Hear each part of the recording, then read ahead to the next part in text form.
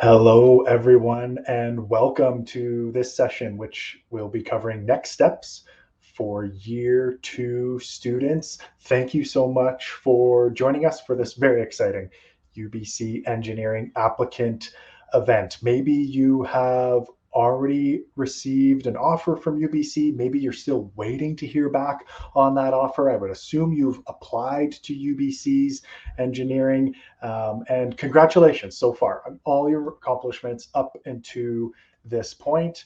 We're very happy to have you here this evening. This particular session, we are going to be covering information for students that are given year two standing for UBC Engineering on the Okanagan campus. So if you are anticipating to start on the Okanagan campus in year two, whether you've received your offer or not, you're most likely a transfer student. If any of this sounds familiar, you've come to the right place. We're going to be chatting about next steps for you. My name is Kyle. I am an engineering advisor on the Okanagan campus. I help current UBC engineering students to navigate their degree and be aware of all the fun, exciting opportunities throughout their degree. I also have the pleasure of advising prospective UBC engineering students too. So really excited to have you here today. And for this session, let's jump right into it. We're going to be covering year two placement. What does that even mean? We're going to cover registration, transfer credits. I'm sure that's the most exciting thing you're looking forward to learning more about at this stage in your academic careers. We're also going to talk about opportunities and next steps. At UBC Engineering, all engineering students take the same first year courses, the foundational first year courses, regardless of which program or major or specialization you end up pursuing. You complete the same courses in first year. If you're part of an engineering transfer program and you're currently finishing up those courses at one of our partner institutions, those are the same courses we're chatting about here. So year two placement is when students complete a minimum number of those first year courses. They've earned year two standing and can now declare their major or declare their specialization. So starting this September, we're very excited to be now offering 5 majors or 5 specializations. You can see them on the screen here. Computer engineering is the new one we've just added. Civil engineering, electrical engineering, manufacturing, and mechanical engineering are all options for you. So if you earn year two standing, once you're admitted, you'll be able to declare right off the bat. So there's a link in the screen here at the bottom that you can screenshot. Our year two placement form is open now. If you're starting on the Okanagan campus, you can go ahead and submit that to just get into the system now. Our goal is to not have any caps on our program. In fact, we don't for our 4 existing. We're going to have to collect all of the interest for computer engineering. We hope to not have a cap for that, but it could be contingent on how many students put up their hands saying they're interested. So year two placement is the act of entering your major or entering your specialization. So right now you're guaranteed those specialization selections, your first choice on the Okanagan campus. That form is open, so feel free to go ahead and submit it. If you've already received your offer and you've accepted it, please do submit the form. If you haven't received an offer yet, or you're not quite sure yet if you are going to accept your offer, if you are given that offer, you can hold off for now. That form stays open all the way to May 15th. And yeah, there's plenty of time to be making decisions on that. You also don't have to declare right off the bat. Okanagan campus is a little bit more flexible. You could be doing it in the summertime or once you arrive in September. So lots of time for that there when it comes to year two placement. Registration. This is like your first test for university preparedness, the act of finding out how to register for your courses. So this website here from our student services site, they have a lot of information on registration, some good tips on how it works, how to find your registration date, how to prepare for it. What are some of the language or terms that UBC uses when it comes to registration? What does a blocked course mean, or a full course mean, or a restricted course? You have some homework to go through, but it's okay. Don't be intimidated by registration. If you plan ahead, you will be successful. And this page is a great place to start. Once you've gained a better understanding of how registration works, you can start to begin to prepare using several registration tools. So here's a screenshot of the undergraduate academic advising site for the Okanagan campus engineering students. Look at all these options here. You've got the homepage, which is here. You can talk to an advisor virtually or in person. There's tips on registration, there's advising sheets, course planning, access to other supports on campus. This is a very helpful page for you to bookmark and start planning your success in registration. So the first question you're going to ask yourself is, well, what courses am I supposed to take? We have what's called advising sheets or curriculum maps. It outlines all of the required courses. So right now, you can see our current 4 programs that students are in right now. In the spring, around middle of May, you'll see our 5th one added to here. And this is where you can go. If you know, my mind is made up, I'm definitely going to be going into electrical engineering, you can start to follow that advising sheet. If you're not quite sure yet which one you want to pursue, come talk to myself or any one of my teammates in engineering advising, and we can help you out with that. But let's take a look at what one of those advising sheets looks like. So here's an example. This is of our civil engineering advising sheet, and it outlines your required courses by year level. Here's all the APSC, Applied Science, there's the course code, 100 level courses. You can see 169. In this current year, it was offered in term 1 of the winter session, which runs September to December. Here's a term 2 course, APSC 171. So you can learn, okay, I do have to take this course. Or for you coming through into year 2, let's say you completed our full engineering transfer program, one of our partner schools, you're going to get transfer credit for all of these first year courses. So you can look ahead to second year. Maybe you're transferring from outside of BC or outside of Canada and you receive transfer credit for a handful of courses. Well, you can start taking second year courses next September if you meet the prerequisite requirement, and then you can also take your remaining first year courses from there. But this page will outline which courses am I supposed to take? What am I supposed to take? This starts your direction for your course planning. Then you're going to ask yourself, okay, I know what courses am I going to take? When can I take them? The second tool you'll use is the course schedule. We have a new software coming to UBC. We're super excited about it. It's going to be launched in mid-May. You'll have access to the 2024 winter course schedule. So remember, at UBC, the winter session includes term 1 and term 2. Term 1 runs September through December. Term 2 is January through April. That's the winter session for next year. So later this spring, you can access the course schedule to find out when these courses are offered. I know I have to take APSC 246. When is it offered? There's 2 lectures to choose from. Cool. Which one works better for me? I also have to add a lab. Wonderful. There's 10 labs to choose from. Which one works best for me? And you can start to piece together what's referred to as your practice schedule. Put together all the pieces of the puzzle for the 10 courses you want to take or the 12 courses you want to take. Make sure they all fit without overlap, and it's something you prepare ahead of time before your registration goes live. You'll learn this tip when you review that registration page. And then when your registration goes live, you're ready to go knowing that all the pieces of the puzzle are in place from there. So registration is a great first step to make sure you're ready to go for life and success in university at UBC. But don't worry, we're here to support you. We have registration resources. Keep your eye out for email invites for more registration tips and opportunities later this spring. Let's chat about transfer credits. And keep in mind, if you have questions for me, I'm happy to answer them. Please use the session tab on the right hand of your screen and enter a question into that Q&A. You can click the red button in the bottom right corner, ask a question, and submit from there. So transfer credits. Okay, so transfer credits are assessed in 2 steps at UBC. Step number 1, it's first reviewed by UBC admissions to determine, is this course eligible for UBC credit?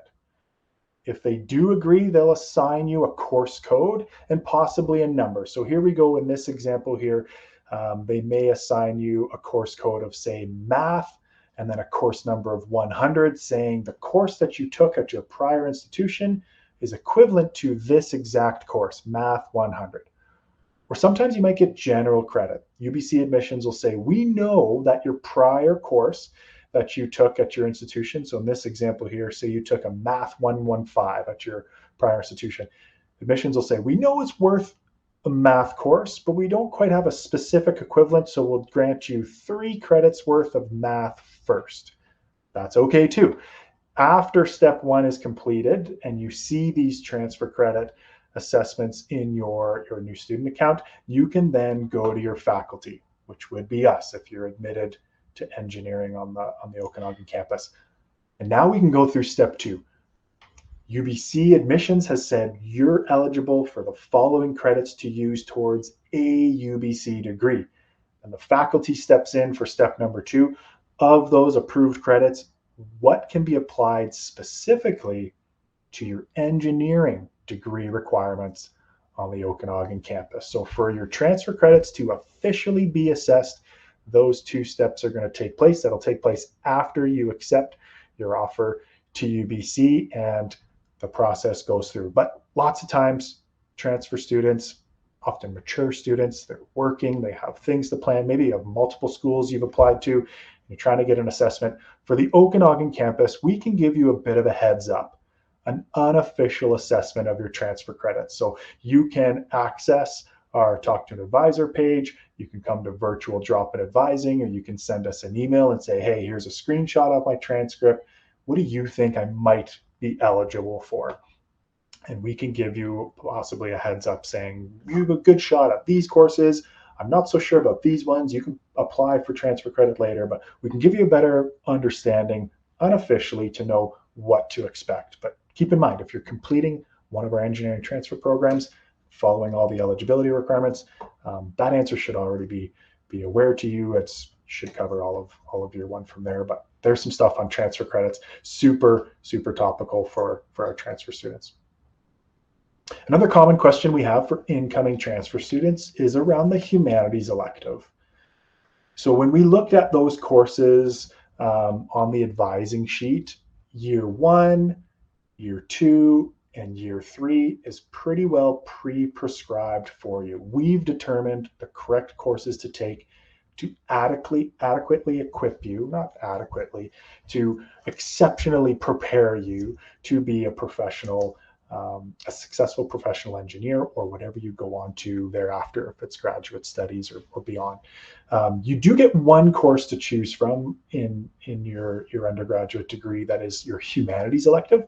Once you get into 4th year, depending on which program or major you're pursuing, you'll be able to choose anywhere from 3 to 8 courses of your own choosing from what's referred to as our design and technical 4th year electives. It's super popular, but 4th year curriculum. But you also have flexibility in the humanities elective, and that can definitely be completed at UBC. But sometimes transfer students have taken an equivalent course in their prior studies. These are typically non-scientific courses or non-studio and performance or non-lab intensive. So if you've taken an arts course, say it's anthropology, psychology, economics, political science, we have a whole list of them on our website. Maybe you've already taken the course and maybe you've already fulfilled the humanities elective requirement. So connect with an engineering advisor this spring or this summer, and you can take the next steps to see if you've maybe already satisfied that degree requirement. So again, registration, it's your first test. Trust me, when it comes to coursework, registration is a breeze compared to a single course requirements work, but it is a bit of a stressful task, and it can be totally different from what you're used to at your current institution. So we really encourage you to plan ahead.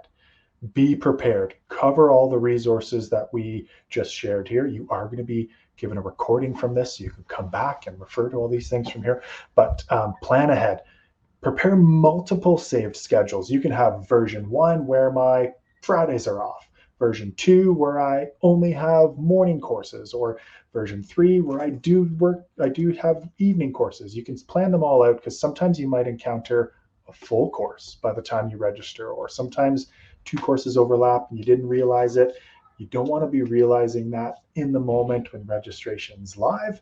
You want to be realizing that a couple weeks in advance while you're going through that practice schedule. Tip number 3, register as soon as your date and time opens up.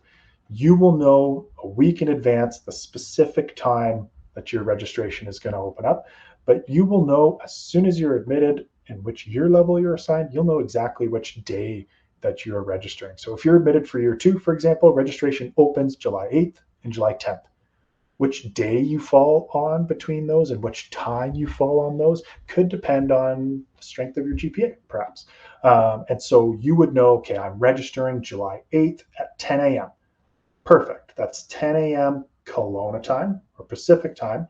So I'm going to want to make sure I'm logged onto my computer an hour before. I've got my coffee, my good luck socks on, my favorite security blanket, and I'm ready to go for this because registration's a breeze. I got this. And then you just go for it and get it done. And if you encounter issues, it's okay. That's why we are here to help. But keep an eye out for an invite. We typically offer registration support sessions, something similar to this, but on Zoom probably, to come in and learn more about some registration tips and tricks. And there's also going to be some new resources added to our website for the new student software that's coming too. So plan ahead is the best thing that you can be doing when it comes to registration. No questions yet in the chat, but feel free to submit if you have any.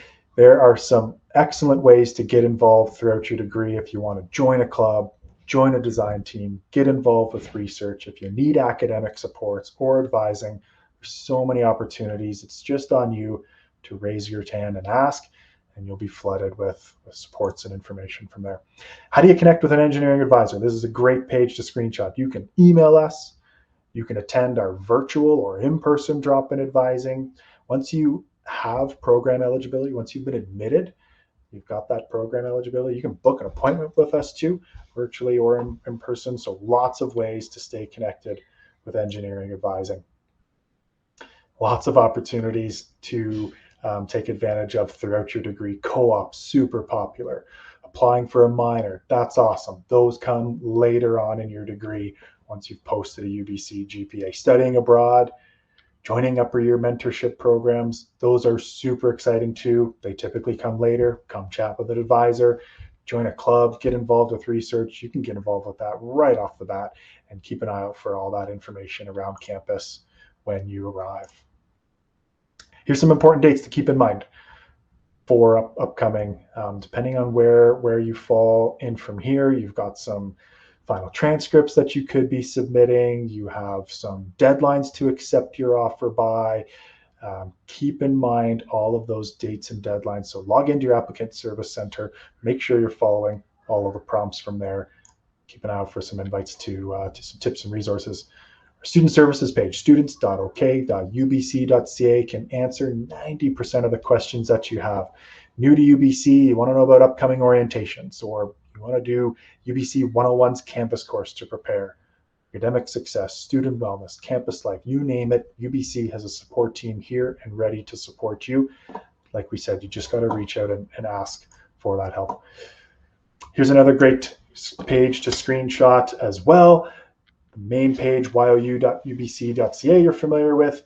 Here's our engineering website if you want to learn more about programs, our advising website, which we covered on the screen as well. And here's how you can contact us. But thank you so much for joining me for this session. I'll stick around if anyone has any questions. I haven't seen any come into the Q&A.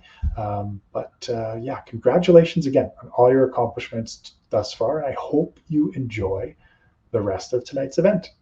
Thanks for joining.